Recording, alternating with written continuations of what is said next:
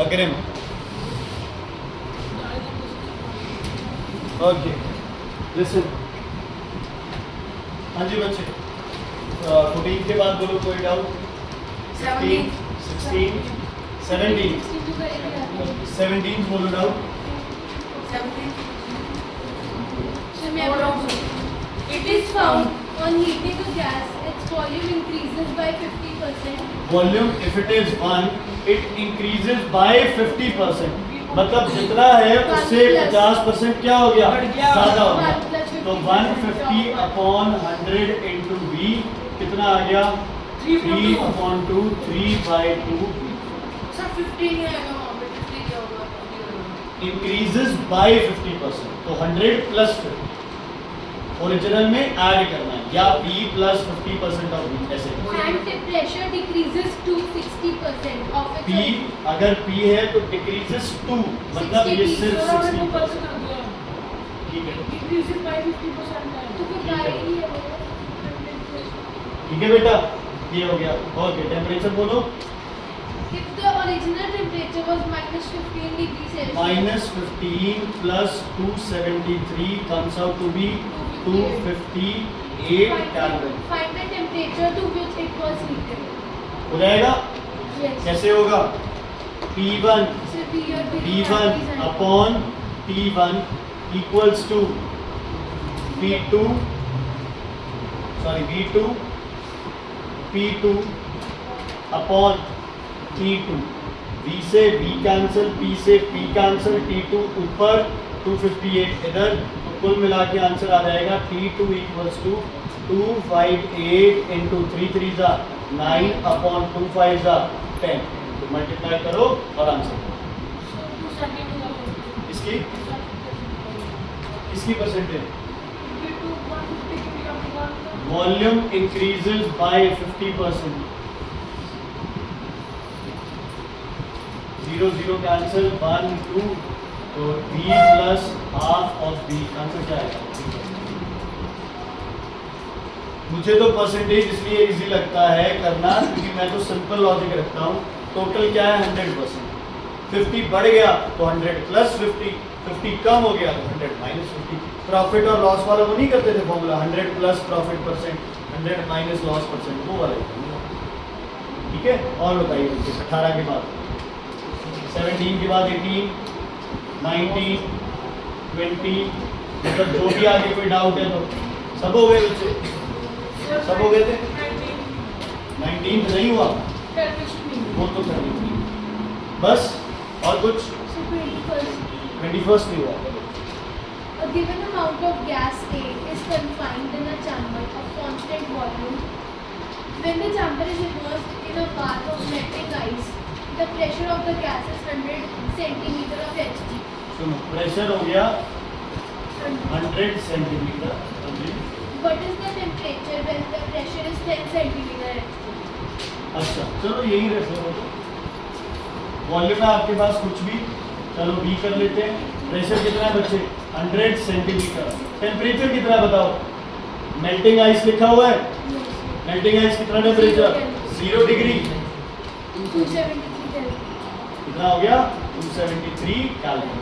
Confined to a volume, volume change नहीं हो रही है, तो V2 की वैल्यू भी क्या है V, और नया प्रेशर कितना है बच्चे 10 centimeter Hg. 10 सेंटीमीटर। T2 निकालोगे अब, Yes. ठीक है। Second part, what will be the pressure when the chamber is brought to 100 degrees Celsius? अब ये फाइंड आउट करना है, और टेम्परेचर कितना है 100 प्लस 273 कितना आ जाएगा 373 लिखा हुआ है। अब सेकंड पार्ट में ये तो सेम रहेगा, इसको चेंज करो। मेल्टिंग आइस है ना बच्चे, मेल्टिंग आइस 0 डिग्री सेल्सियस, ठीक है। कई बार आ जाता है मेल्टिंग आइस की, ठीक है, Steel का 100 degrees Celsius. स्टीम का सच में वो नहीं, वो मास वाली प्रॉब्लम से वो नहीं है, आपको टेंशन नहीं आएगा बेटा। वो पढ़ती है घर जाके, यहाँ बात भी करती है, तो अपन ने तो यहाँ भी नहीं सुनना और घर जाके तो फिर पढ़ना ही क्या है। नील पॉलिश पूछे जा रही है, कर दो। 27 बोलो बिल्कुल आप LPG cylinder can सुन लो सारे इधर LPG cylinder can withstand a pressure of 14.9 atmosphere. Pressure कितना विस्टैंड करता है बिना भी 14.9 atm हाँ जी The pressure gauge of the cylinder indicates 12 atmosphere at 27 degrees Celsius. Pressure gauge says 12 atmosphere at 27 degree Celsius Due to a sudden fire in the building. हाँ जी Due to a sudden fire in the building, the temperature rises. At what temperature will the cylinder explode? Simple सा logic है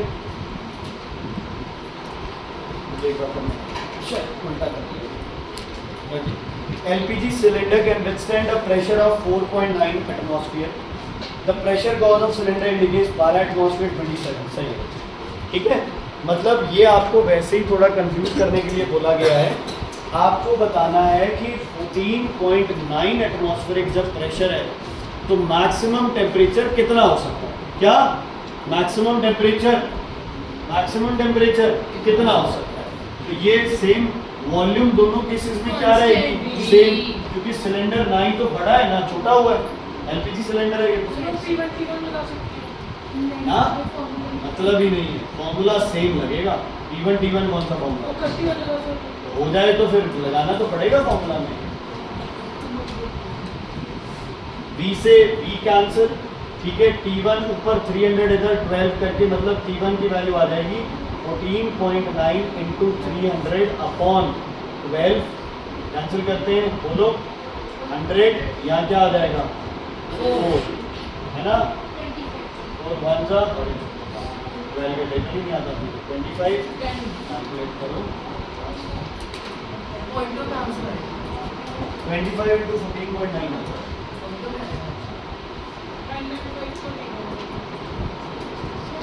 approximate निकाला हुआ है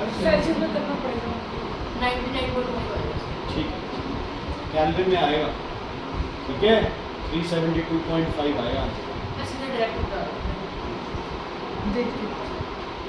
बोलो और बस खत्म हाँ जी तो बोला है सर नहीं लिखो टॉपिक लिखो टाइम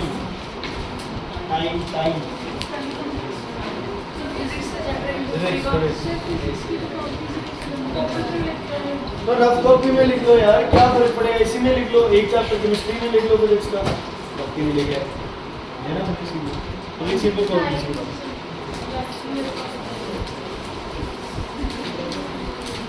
समझ आ गई ना वार्निंग है लास्ट उसके बाद मुझे पता चला मुझे मतलब चलो सिंपल पेंडुलम का डायग्राम बनाएंगे सबसे पहले टॉपिक लिखो time is simple pendulum So ये JD 7 से 99.5 डिग्री सेल्सियस आ रहा है तो अगर हम 209 ली तो 372 माइनस करेंगे तो फिर यहाँ पर माइनस क्या आना चाहिए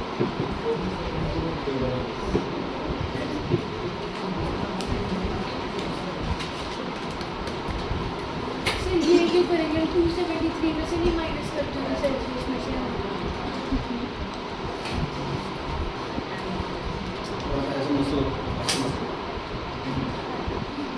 कंफ्यूज हो रहे हो डिग्री सेल्सियस से केल्विन करोगे तो 273 क्या होगा ऐड और केल्विन से डिग्री करोगे तो 273 क्या होगा माइनस 273 में से माइनस नहीं करेंगे ओके सुनो बच्चे सिंपल पेंडुलम बनाएंगे पहले फिजिक्स में जब भी किसी लाइन के ऊपर ऐसे घास उग जाए तो ये लाइन फिक्स हो जाती है इसको क्या बोलते हो रिजिड सपोर्ट क्या बोलते हैं इसे रिजिड सपोर्ट ठीक है एक रिजिड सपोर्ट के साथ एक इनएक्सटेंसिबल एंड वेलस एंजल जी एक रिजिड सपोर्ट के साथ जब एक इनएक्सटेंसिबल मतलब जो ऐसी स्ट्रिंग जिस पे वेट लगाने से वो लंबी ना हो ऐसी स्ट्रिंग लगाते हैं इनएक्सटेंसिबल स्ट्रिंग वेलस इस स्ट्रिंग का वेट क्या है 0 अप्रोक्सीमेशन। लेकिन क्या इसका वेट कभी 0 हो सकता है? नहीं हो सकता। तो ऐसी स्ट्रिंग जो कि क्या है, इनएक्सटेंसिबल है, और क्या है बच्चे, ये वेलस।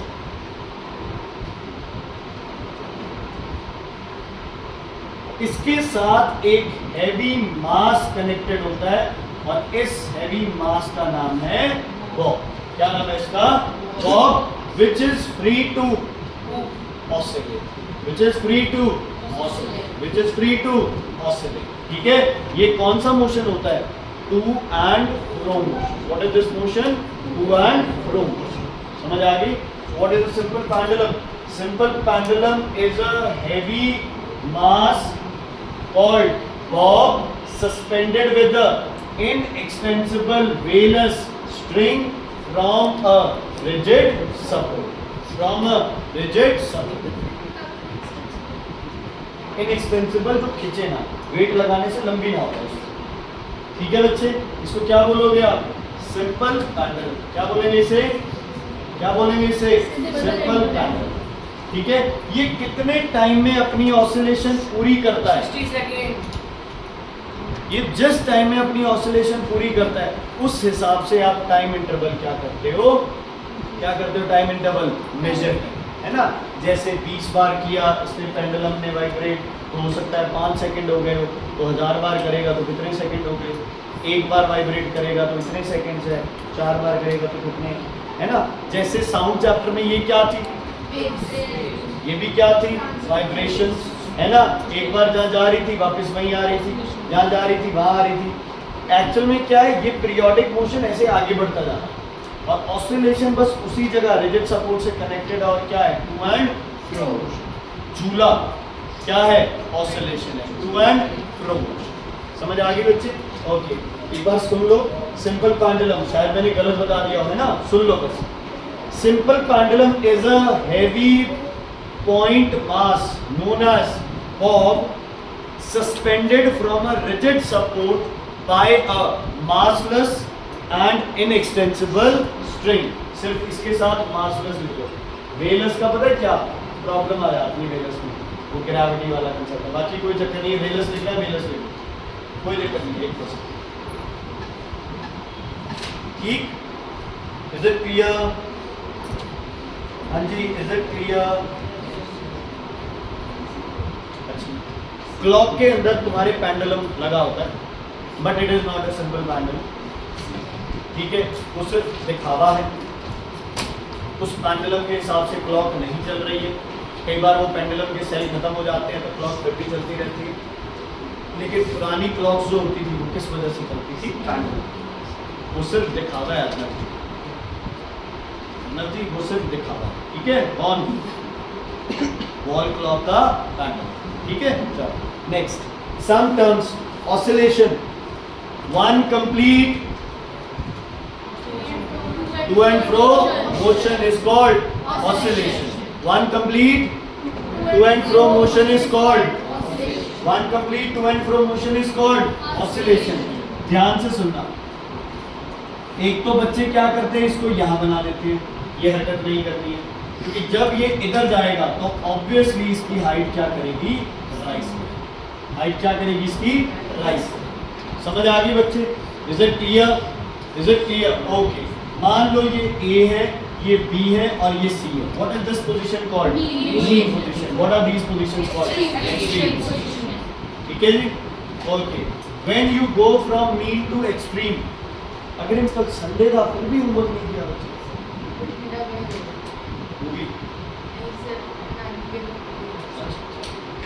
A से B गए, B से A वापस, A से C और C से A वापस। अब पूरी एक ऑसिलेशन कंप्लीट। समझ आ गई? मतलब A to B, B to A, A to C and C to A। जब ये कंप्लीट प्रोसेस होगा इसको क्या बोलोगे? One oscillation. दोबारा, mean to extreme to mean to extreme to what is it? Oscillation। What is it? What? Oscillation। वैसे पहले side भी जा सकते हैं वो को मतलब जिस डायरेक्शन में उसको छोड़ के डायरेक्शन में होगा। What is time period time taken by time complete one oscillation same चलेगा है ना what is frequency number of time period का यूनिट मिस्टी टाइम सेकंड फ्रीक्वेंसी का time equals to 1 upon f equals to 1 upon t very good फिर तो हो गया चैप्टर ही हो गया इफेक्टिव लेंथ का क्या मतलब सी डी तो प्रैक्टिकल्स में है यहां से लेके हमने इस बॉब को क्या माना था अभिनव जी हमने इस बॉब को क्या माना है पॉइंट मास क्या माना है इसे पॉइंट मास मतलब इसमें कोई ज्यादा कुछ नहीं है ज्यादा वजन वगैरह नहीं मतलब ज्यादा रेडियस नहीं है इसमें तो आप ये लगा लो इसके सेंटर से लेके या फिर मेनली क्या है जो ये थ्रेड की लेंथ है इसको आप क्या बोलते हो इफेक्टिव लेंथ एक बात सुन लो it is a distance of the point of oscillation O from the point of suspension S हम इसको क्या मानते हैं इस बॉब को क्या मानते हैं हम पॉइंट मास मतलब पता है इसको क्या मानेंगे इसको ये मानेंगे तो लगभग तुम ये लगा लो इसके सेंटर से लेके ऊपर तक जो है उसको आप क्या बोलोगे इफेक्टिव लेंथ क्या बोलोगे इफेक्टिव लेंथ ठीक है असरत ऊपर जा ऊपर है ना आंटी जी है किसी लड़की को ले जाओ ठीक है कह दो आंटी जी इतना एक है ना धागा दे जाओ ले आओ पहले शर्ट से पार्ट तू जा सच तू जा मैं हूं सब इधर ना मैं चला जाता हूँ। मेरे बाल तो इधर जाना आंटी होगी ठीक है उनको कहना कि एक ले लेना इतना सा धागा दे चीटा काटा के कोई धागा दे माथा पे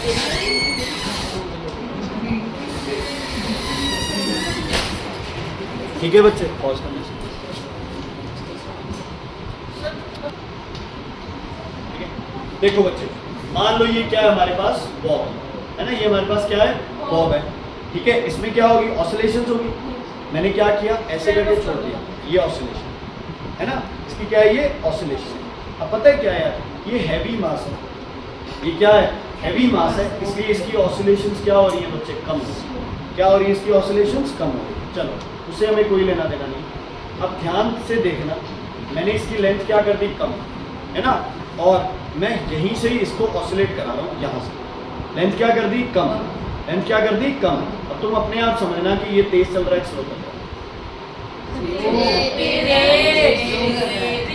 ठीक है किससे तेज किससे स्लो दूसरा तो करने दो नोटिस करना है तुम्हें तो सर कमाल है यार है ना ये ऐसे कर रहा है ठीक है अब मैंने क्या किया इसकी लेंथ को बढ़ा दिया क्या कर दिया है ना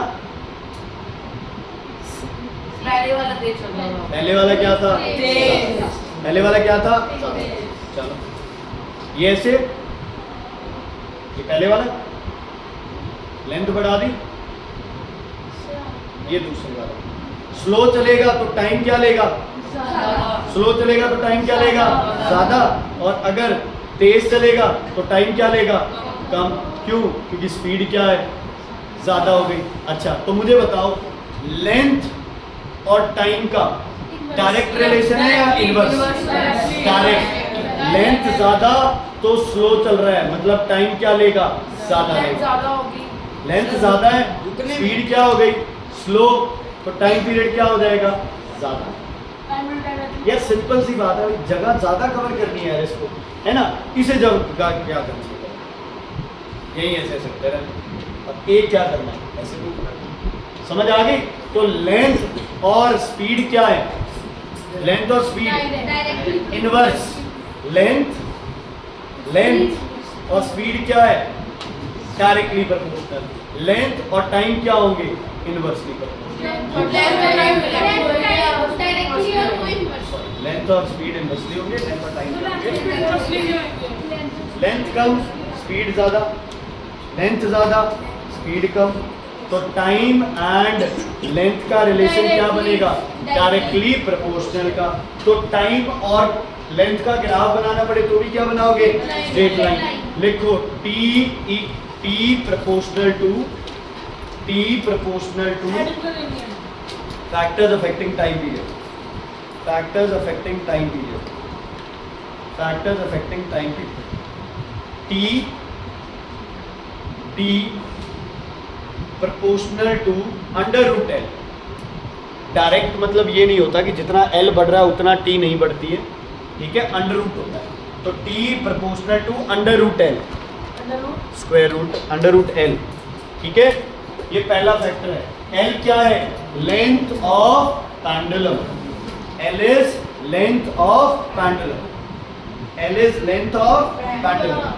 तो क्या मैं लिख सकता हूँ T square proportional to L? Yes, sir. T square proportional to L. कैसे? Squaring both sides. Squaring both sides. T square और L का ग्राफ बनाओ. L versus T square. L versus T square. L कहाँ लेना पड़ेगा? Y axis. Y axis. अच्छा नीचे ले लो, चलो X पे ले लो. सॉरी T वर्सेस L का नहीं बच्चे, बुक में T वर्सेस L कोई कर लो, तुम्हारी मर्जी.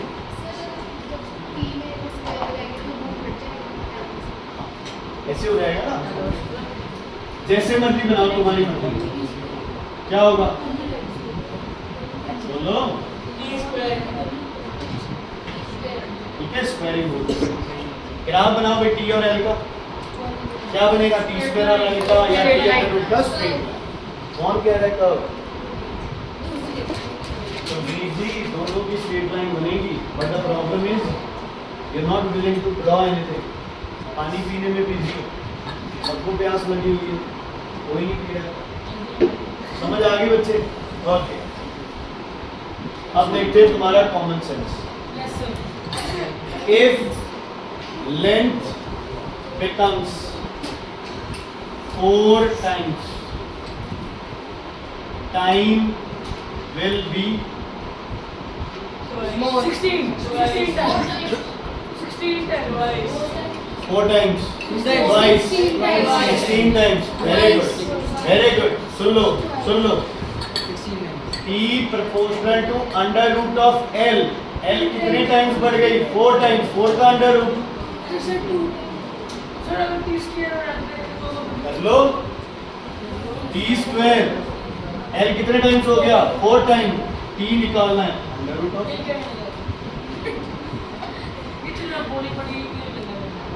क्या? ठीक है बच्चे, इज इट क्लियर? सिंपल सी बात है. अगर लेंथ हो जाए 9 टाइम्स तो T 3 टाइम्स. अगर लेंथ हो जाए 1/4 टाइम्स तो T 1/2 times. 1/2 times. Simple logic है ना. डायरेक्टली प्रोपोर्शनल, लेकिन क्या है?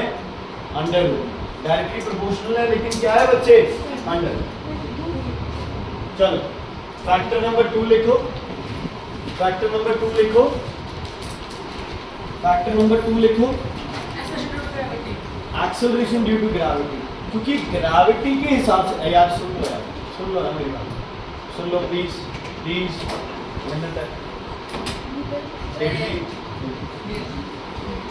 ऑसिलेशन में बॉडी ऊपर से नीचे आनी है. ग्रेविटी ज्यादा हुई तो स्पीड ग्रेविटी ज्यादा हुई तो स्पीड ज्यादा. ग्रेविटी कम हुई तो speed slow. Speed slow, gravity कम तो टाइम क्या लेगी? ज्यादा. समझ आ गई? स्पीड तेज मतलब ग्रेविटी ज्यादा, और स्पीड तेज तो टाइम कम. ठीक है, मतलब अगर ग्रेविटी बढ़ेगी तो स्पीड बढ़ेगी तो टाइम कम होगा. ग्रेविटी कम होगी तो स्पीड कम होगी, टाइम बढ़ेगा. ये दोनों एक दूसरे के एंटी हो गए तो क्या हो गए? Inversely proportional. क्या हो गए? Inversely proportional. तो एक्शन में T is inversely proportional to under root G. बच्चे ये ना एक्सपेरिमेंटल स्टडी है कि आपने G की वैल्यू को डबल किया तो चेक किया कि टाइम डबल हुआ या नहीं, और सॉरी टाइम हाफ हुआ या नहीं. अगर टाइम हाफ हो जाता तो अंडर रूट नहीं लगा. है ना। फिर g को 4 टाइम्स किया गया और टाइम को स्टडी किया, तो क्या नोट किया कि g जब 4 टाइम्स बढ़ती है तो टाइम कितने टाइम्स टाइम पीरियड है वो कितना कम होता है, हाफ कम होता है। ऐसे ही हर एक फैक्टर का एक्सपेरिमेंटल वेरिफिकेशन किया। देखो वॉल्यूम डबल हो रही थी तो प्रेशर क्या हो रहा था, हाफ। वॉल्यूम डबल हुई, टेम्परेचर भी क्या हुआ, डबल, है ना, डायरेक्टली। लेकिन जहाँ ये अंडर रूट वाली चीजें लग जाएंगी ना, वहाँ फैक्टर अलग होता है। जैसे तुम्हें याद है F equals to G M M upon R square, है ना। दोनों का गैप जब आधा रह जाता है तो फोर्स 4 टाइम्स हो जाती है, जब गैप डबल हो जाता है तो फोर्स क्या हो जाती थी, 1/4 हो जाती है। तो ये एक्सपेरिमेंट हो जाएगा, ठीक है बच्चे, ओके। ये वाला जी बढ़ेगा तो स्पीड बढ़ेगी ना, स्पीड बढ़ेगी तो टाइम क्या लेगा वो कंप्लीट करने में, ठीक है। तो बच्चे ग्राफ बनाओ t का और अंडर रूट जी का, t और अंडर रूट जी का ग्राफ बनाओ, t और अंडर रूट जी का ग्राफ बनाओ। बच्चे प्लीज रिक्वेस्ट है, t और अंडर रूट जी का ग्राफ बनाओ, आप बनाओ, उसको करेंगे 1/अंडर रूट जी होगा, ठीक। तो लाइन बनेगी। हाँ जी बच्चे, इधर तो पानी नहीं लगाया, मट्टी का बच पड़ेगा पानी से। सारा ही बन जाएगा। ऐसे ना बनेगी सर, नीचे से ना बनेगी। नहीं ना, ऊपर की तरफ तो डायरेक्टली प्रोपोर्शनल हो गया। इनवर्सली में तो एक बढ़ रहा है तो दूसरा क्या हो रहा है, कम हो रहा है। नहीं कराया बच्चे में हमने, यहाँ से ऊपर की तरफ हो ही नहीं सकता बच्चे, हो ही नहीं सकता। कौन सी क्लास में, ये सेक्शन में लाइन से मतलब ही नहीं है।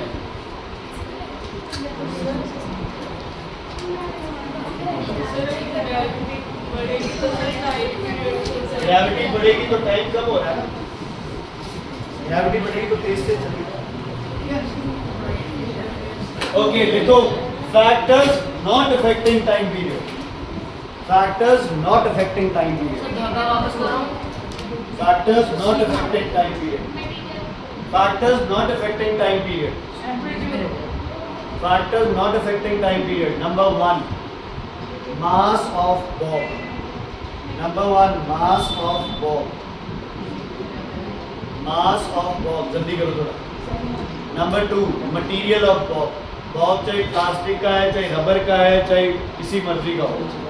पता है क्यों? क्योंकि हमने उसे पॉइंट मास माना है ना, हमने उसको ज़्यादा वैल्यू दी नहीं। इसके बाद does not depend on amplitude, does not depend upon amplitude. सुनो, आप जितना मर्जी ऊंचा लेके जाओ चाहे नीचे रखो, उससे टाइम पीरियड पे एक बार में कोई फर्क नहीं पड़ेगा। मतलब धागा अगर आपने सीधा रखा है, आप चाहे यहाँ से उसे भेजो चाहे आप यहाँ से उसे भेजो, वो ऑटोमेटिकली अपना उतना ही टाइम पीरियड लेना है, एम्पलीट्यूड पे डिपेंड, माउंटेन्स पे जाके पेंडुलम को करें तो स्लोली करेगा, स्लो हो जाएगा। तो फिर वो एम्पलीट्यूड करता तो है ही फिर ग्रेविटी, माउंटेन पे ग्रेविटी एनपीसी क्या हो रही है, कम होएगी। ठीक है, सभी तो मून में तो 1/6 हो जाएगा टाइम पीरियड मून में। यहाँ जो टाइम पीरियड 6 सेकंड ले रहा है ना पेंडुलम, वो नहीं, तब 6 टाइम्स बढ़ जाएगा ना, 36 सेकंड। मून पे तो धीरे धीरे आएगा ना, नहीं है। एयर नहीं है। वैक्यूम है ठीक है, वैक्यूम नहीं है, वैक्यूम कहाँ है, सर, वैक्यूम इस पे मून में बच्चे ग्रेविटी की बात कर रहे हो, हमें वैक्यूम से क्या लेना देना है। वैसे कह रहा है वैक्यूम, हाँ मतलब आप ठीक करिएगा, vacuum does not means it is zero gravity. Zero gravity and vacuum are two different cases. धरती पे वैक्यूम बना सकते हो, जीरो ग्रेविटी नहीं है। हाँ ये चीज अलग है कि अब एयर रेजिस्टेंस होगा तो ऑब्वियसली बच्चे जो वैक्यूम में तेज चल रहा है पेंडुलम, वो हवा में क्या चलेगा, स्लो चलेगा। लेकिन हम उन सब चीजों को क्या कर रहे हैं, इग्नोर। क्वेश्चन आएगा the mass of Bob is doubled, आपके दिमाग में चलेगा अच्छा बॉब को डबल कर दिया, भारी मास, जल्दी नीचे आएगा, जल्दी नीचे आएगा तो टाइम पीरियड कम लेगा, और आप लिख दोगे मास इंक्रीजेस टाइम पीरियड डिक्रीजेस। नहीं बच्चे, बॉब को सिर्फ नाम बॉब दिया है, उसके सिवाय हमने कोई इंपॉर्टेंस नहीं दी, नाम रख दिया बस उसका। मैं सिंपल बॉल बोलते हैं उसकी जगह उसको क्या नाम रखिए बॉल, है ना? Is it clear? ओके, बस हो गया। ओके, अब लिखो, कंबाइन करो दोनों को। हाँ जी सर मास और जीरो वेट करता है, इसीलिए वो मासलेस आया था। मैंने कहा था ना वेट इसलिए क्लोज करता है। सुनो इधर, T proportional to under root L, T proportional to 1 upon under root G, दोनों को मिक्स कर दो तो क्या बनेगा? T proportional to under root L by G, T equals to constant under root L by G. इस constant की value होती है 2 पाई। क्या होती है इसकी वैल्यू? 2 पाई। पाई की वैल्यू क्या होती है? 22/7 ठीक है, 22/7 44 अंडर रूट एल अपॉन जी। एक तो फॉर्मूला बन गया ये, एक दोनों साइड क्या कर दिया हमने? स्क्वायर। तो क्या फॉर्मूला बनेगा टाइम पीरियड का? T square equals to 4 pi square L by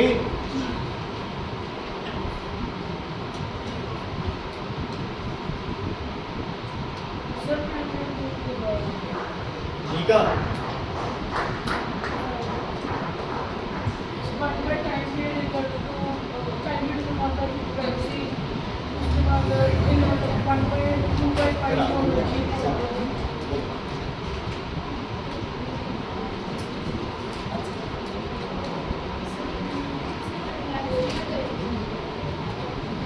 मर्जी है, जो सौखा लगेगा वो कर लेंगे। अच्छा एक चीज और बताओ मेरे को, देखो अगर एल और जी की वैल्यू निकालनी हो तो ये कर देंगे, अगर टी की निकालनी हो तो वो कर देंगे। अच्छा अगर टाइम पीरियड की जगह फ्रीक्वेंसी आ जाए, टाइम पीरियड की जगह क्या आ जाए? फ्रीक्वेंसी, तो चीजें सब क्या हो जाएंगी? रेसिप्रोकल। मतलब लिखो, लिखो अगला, फ्रीक्वेंसी प्रोपोर्शनल टू क्या होगा? 1 अपॉन अंडर रूट एल। लिखो F proportional 1 upon under root L. क्यों? क्योंकि frequency is 1 by time, 1 by time. Frequency बस उल्टा कर दो, एफ लिख के 1 अपॉन अंडर रूट एल, 10 थोड़ी लिखा है, एल बोला है, लाता हूं मैं अंडर रूट एल। अगले में लिखो F directly proportional to under root G, reciprocal से सीधा कर दो, इसे मिक्स कर दो। एफ प्रोपोर्शनल टू, बोलो F proportional to under root, very good, under root G upon L. F proportional to under root G upon L. F equals to K G upon L. इस के की value बताओ? 1 bye 2 का। हर चीज किसमें आएगी बच्चे? रेसिप्रोकल। समझ आ गई? हर चीज क्या आएगी? रेसिप्रोकल में अंडर रूट जी बाय। ठीक है बच्चे? ठीक है, ये क्यों रेसिप्रोकल में आया? क्योंकि फ्रीक्वेंसी टाइम की क्या होती है? अच्छा अर्नब, पेंडुलम का मास बढ़ा दिया तो उसकी फ्रीक्वेंसी क्या होगी? पेंडुलम का मास बढ़ा दिया, फ्रीक्वेंसी क्या हो जाएगी? मास कम हो गया, फ्रीक्वेंसी क्या हो जाएगी?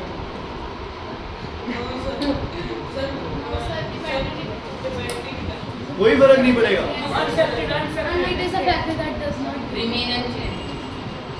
तुम ज्यादा समझदार हो। आपने समझदार कर दिया। आगे लिखो, ये लोग कह रहे हैं कि पुनीत सर ने हमें समझदार कर दिया। ओके आगे लिखो, सेकेंड्स पेंडुलम कर रही है, कर seconds pendulum, SECOND seconds pendulum, seconds pendulum. अब सोचने को ऐसा लगता है ऐसा पेंडुलम जिसका टाइम पीरियड हो 1 सेकेंड, लेकिन ये गलत है।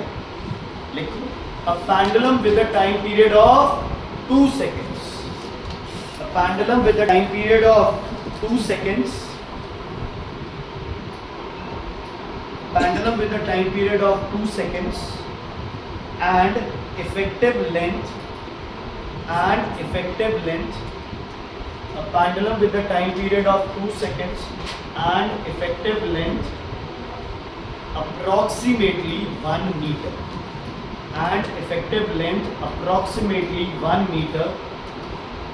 Approximately 1 meter is called seconds pendulum. Is called seconds pendulum. Is called seconds pendulum. Repeat कर दो. A pendulum with a time period of 2 seconds Here the motor. नहीं है and effective length 1 मिनट बस ये करा दो. है आपके पास है तो 1 मिनट आप कैलकुलेटर से कर रहे हैं कैलकुलेशन. सुनो इधर लास्ट में के पास फोन है ही आज. ओके सुनो इधर सब इधर देखो लिसन केयरफुली. टाइम पीरियड कितने सेकंड्स है 2 सेकंड्स.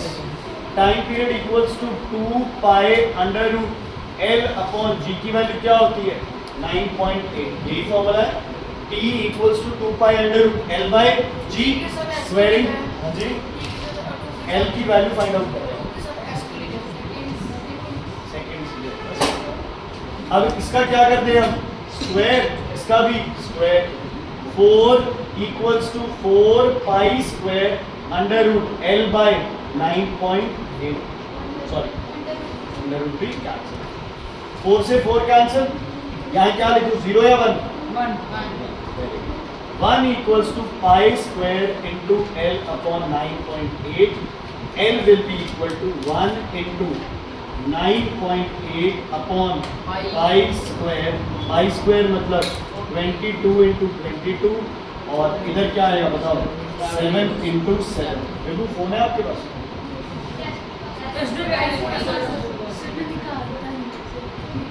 कैलकुलेटर ही करना अपन है. कैलकुलेट करना नहीं चाहिए. 7 इंटू 7 इंटू 9.8 कितना आंसर आया 480.2. और 22 का स्क्वायर क्या होता है 484. है ना एक बार 22 स्क्वायर 0.99. भाई 22 स्क्वायर 484. शायद यस ठीक है 484. आंसर लगभग 0.98 समथिंग मीटर आता है. तो नियरली हम इसको क्या लेके चलते हैं 1 मीटर. अगर एक पेंडुलम है जिसकी लेंथ है 1 मीटर और टाइम पीरियड उसका कितने सेकंड्स है 2 सेकंड्स. इसको आप क्या बोलोगे सेकंड्स पेंडुलम. क्या बोलोगे इसे क्या बोलोगे इसे सेकंड्स पेंडुलम. अब यूज करेंगे कॉमन सेंस. समझी ये नहीं है सिलेबस ऐसी वैसे. ओके ध्यान से सुनना ध्यान से सुनना.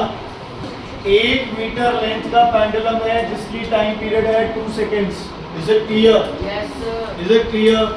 फ्रीक्वेंसी कितनी होगी इसकी कितनी 0.5.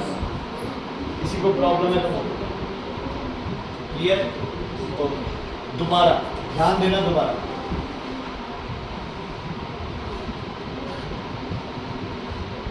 बताओ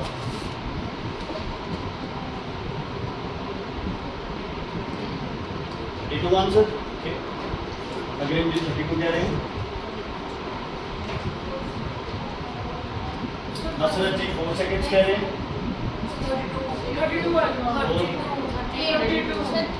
8 सेकंड्स कह रहे हैं बिल्कुल जी.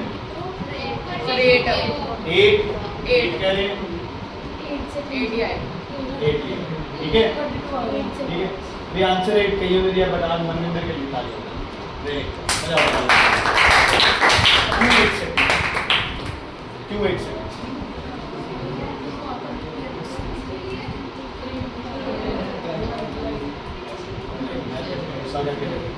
सबसे पहले इसका क्या होगा अंडर रूट. क्या होगा अंडर रूट. मतलब t proportional to under root L. तो टाइम पीरियड कितने टाइम्स बढ़ेगा 4 टाइम्स. और है कितना 2 का 4 टाइम्स कितने सेकेंड्स 8. सबको आगे मुझे भी नहीं आया. टाइम पीरियड किसके प्रोपोर्शनल है अंडर रूट L के. है ना अंडर रूट L के प्रोपोर्शनल है.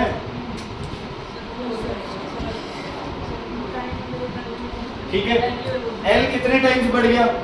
16 टाइम्स। अंडर रूट ऑफ 16 मतलब टाइम कितने टाइम्स बढ़ेगा? 4 टाइम्स। ओरिजिनल टाइम पीरियड कितना है? 2 सेकंड। 2 का 4 टाइम्स कितना? 1 सेकंड।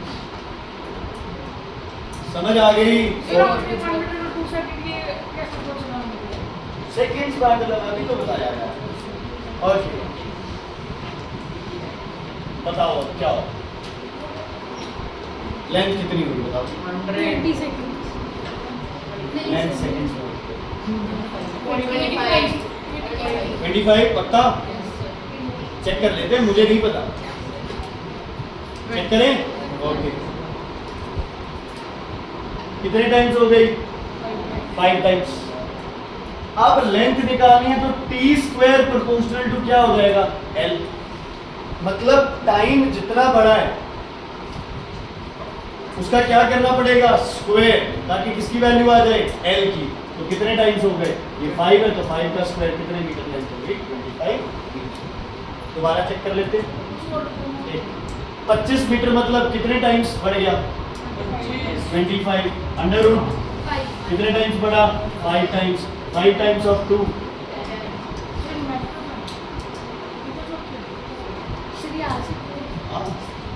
सिंपल है भाई, टाइम निकालना है और लेंथ गिवन है तो लेंथ का क्या कर दो? Under root. और टाइम है और लेंथ निकालनी है तो टाइम का क्या कर दो? स्क्वायर।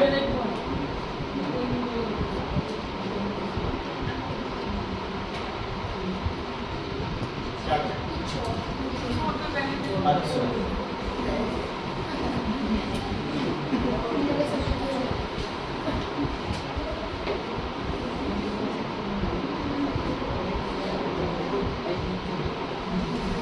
बताओ।